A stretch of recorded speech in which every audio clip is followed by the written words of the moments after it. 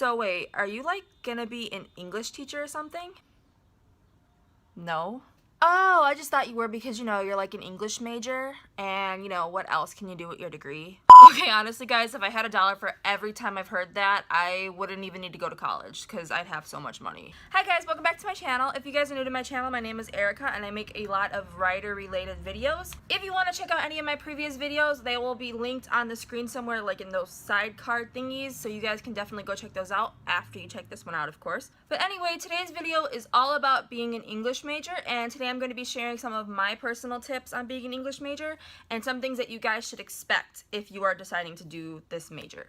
Just really quick, I am speaking from personal experience, so take it as you will. It's not going to be the same experience for you, obviously. So my first tip, and probably the most important tip out of this whole video, is to decide. You guys are going to be in college for a couple of years, obviously, so are you guys sure that English is the major for you? It would be such a pain in the ass to spend thousands of dollars on your education to study something that you're not even satisfied by. Contrary to popular belief, this major goes way above and beyond just reading and even your basic writing. I know that that's probably the biggest misconception of being an English major, because a lot of people think it's such an easy major that all you do is just read books. Honestly, those people suck, and you probably shouldn't hang out with them anymore, but that's not true. It takes a lot of time, patience, and even creativity for this major. To be honest, you are going to expect a lot of heavy workloads and a lot of assignments and essays that you might not even like writing about. It's not just about reading a book or writing a couple pretty sentences. So honestly, guys, if you guys think this is an easy degree, you are going to be rudely awakened when you figure out that it is not. You got to also think, is this something that you have the energy, patience, and motivation for? Are you going to dedicate the next 4 years to writing many essays and reading many chapters on things that you might not even find interesting? Because honestly, that's a big part of this major. Now, I'm not here to talk you out of becoming an English major. I'm just here to kind of tell you the truth about the major. You really just want to be prepared, and you want to do your research and know what you're getting into before you decide on being an English major. I also like to clarify that it is not super hard either, but it is a challenge for everybody. Everybody is different, and you just need to know what you can do and what you can't do. Weighing your options out is super important because, like I said before, this is your money that you're putting into your education.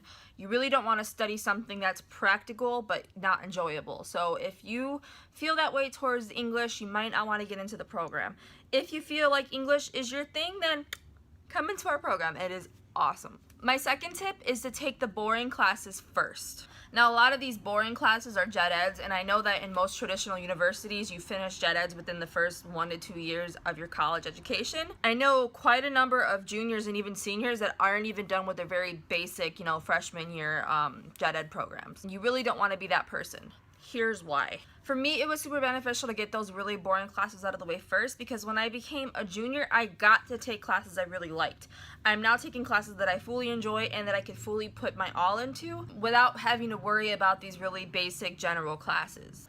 For example, my 2 least favorite classes that I have ever taken while in college was quantitative reasoning, which is a math course, and earth science, which was obviously a science course. I hated those classes to the T, but I had to get them done. Now, if I were to have taken that, let's just say last semester, I would have been stressing out about passing those classes, and I probably wouldn't have given my all and done my best in my English courses. This can be applied to any major that you go into, because honestly, that is what you're dedicating your life to, and you really want to give all of your attention to that subject. I wouldn't have been able to do that because I know my strengths and weaknesses when it comes to academics, and my strengths have always been in English and, English literature and writing, and never in math and science. So if I were to take those classes now, I would really be trying to push for a good grade in math and science classes, but not really giving my all for my actual major courses. All in all, basically just get the stress out of the way. You have to take these courses anyway. Just try to get them done as fast as possible. That way later on, you can actually take the courses that you are enjoying. Also, my hair is doing a thing, and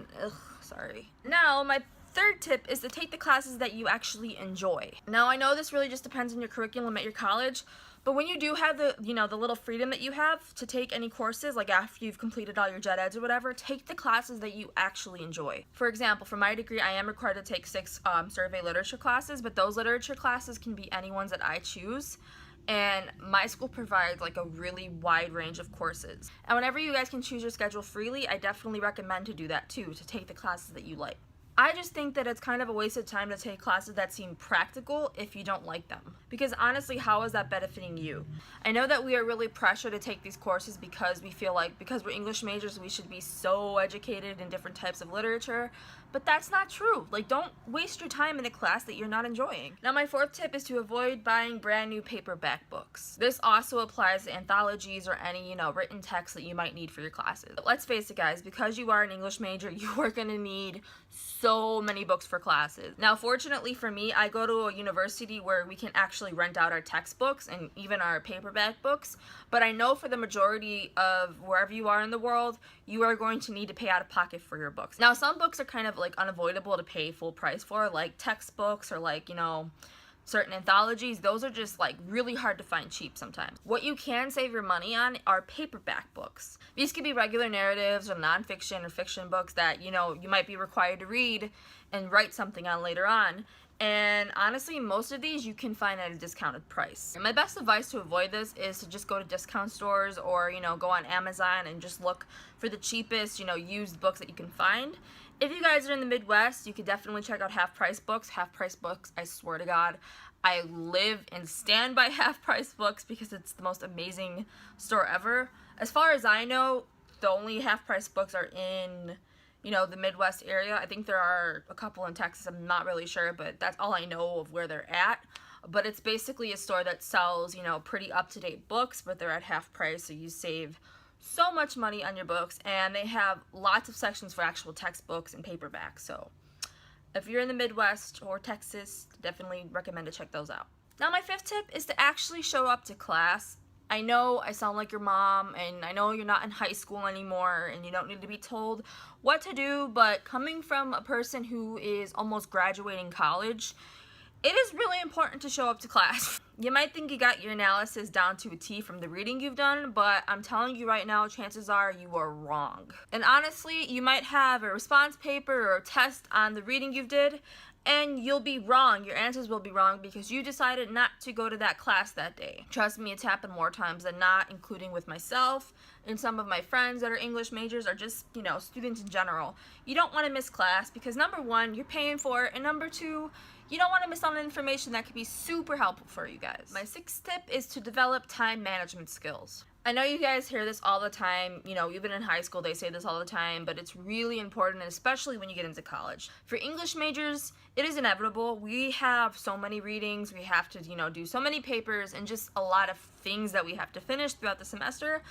And you really don't want to be that person that kind of just leaves all that off to the side and does it very last minute, because that's not how it works anymore. You're in college, and the demand and what's expected of you is much higher than it was in high school. My biggest suggestion is to invest in a plan or an agenda just so you can keep track of when things are due and even plan ahead of when you decide to actually do those things. This really helped me, especially this last semester, because I was taking more English courses and I had a lot more to do for those classes, so having an agenda really kind of like let me actually visualize what I'm gonna do and when I'm gonna do it. It's super helpful. Now, my last tip is to just have fun in this major, because honestly it is such a great major to be in. Coming from somebody who actually changed their major sophomore year, I tell you right now that I couldn't have been in a more fulfilling major. It is so much fun.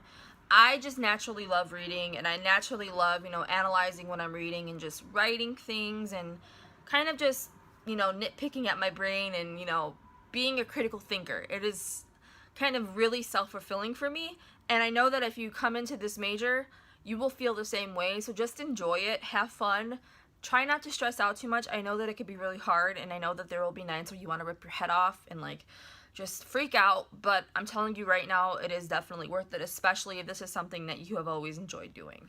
Okay guys, that's it for this video. I really do hope you enjoyed it. I love hearing about what you guys think, and you know what? I could always take some tips myself. Let me know what you think of this video. Please give this video a thumbs up and subscribe. I post videos every Monday, Wednesday, and Friday, and that's 3 times a week, and I would love for you guys to be part of my community. Thanks again for watching my video, and I will see you guys on Wednesday. Bye-bye!